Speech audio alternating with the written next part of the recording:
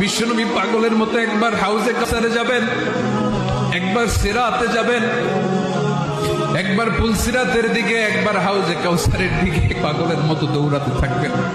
তার কোনো গুনাহগার উম্মত যাতে জাহান্নামে ঢুকে না যায়, সেদিন কেউ সুপারিশ করতে পারবে না বিশ্বনবী ছাড়া। এজন্য 5 নম্বর আল্লাহ বললেন, মান যাল্লাযী ইয়াশফাউ ইনদাহু ইল্লা বিইযনিহি। কার সাহস আছে, কার এত বড় বুকের পাটা কিয়ামতের কঠিন দিন আল্লাহর সামনে দাঁড়িয়ে সুপারিশ করবে? কারো ক্ষমতা, কারো ক্ষমতা নাই।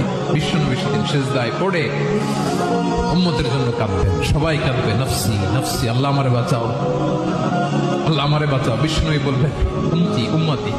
বিশ্বনবী আমার জন্য কাঁদবেন, আপনার জন্য কাঁদবেন।